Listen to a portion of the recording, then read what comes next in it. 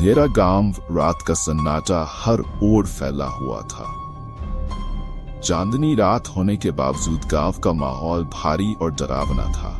ये गांव, जिसे लोग अब अंधेरा गांव कहते थे, कभी हंसी खुशी से भरा हुआ करता था, लेकिन कुछ वर्षों से यहाँ कोई आने की हिम्मत नहीं करता था।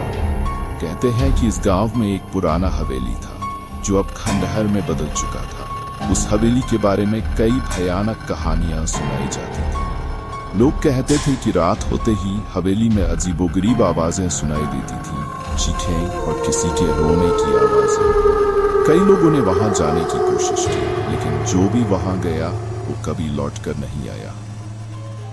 रमेश, एक जिज्ञासु युवक, इन कहानियों पर विश्वास नहीं करता था। वह गांव के बुजुर्गों की बातों को महज अंधविश्वास मानता था। एक रात उसने तय किया कि वह इस रहस्य का पता लगाएगा और उन कहानियों की सच्चाई सामने लाएगा। रमेश अपने दोस्तों के साथ हवेली की ओर निकल पड़ा। रात का समय था और गांव के रास्ते सुनसान थे।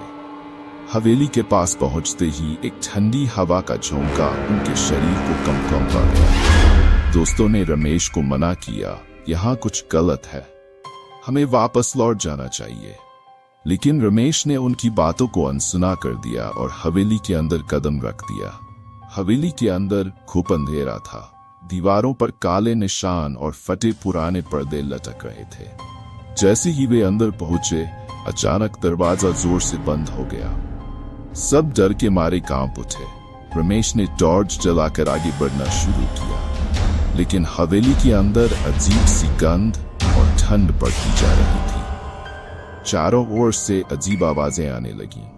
ऐसा लगा जैसे कोई उनके पीछे चल रहा हो। तभी एक कमरे से एक जोर की चीख सुनाई दी। सभी ने कमरे की ओर देखा। दरवाजा धीरे धीरे खुल रहा था और अंदर से धुंधली आकृति बाहर निकल रही थी।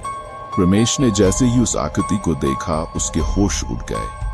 वह कोई इंसान नहीं था, बल्कि एक भयानक प्रेतात्मा थी, जिसका चेहरा विकृत और आंखें चमक रही थी। रमेश और उसके दोस्त भागने की कोशिश करने लगे, लेकिन हवेली के दरवाजे बंद हो चुके थे। वह प्रेतात्मा उनकी ओर तेजी से बढ़ रही थी। एक एक कर सभी दोस्त गायब होने लगे।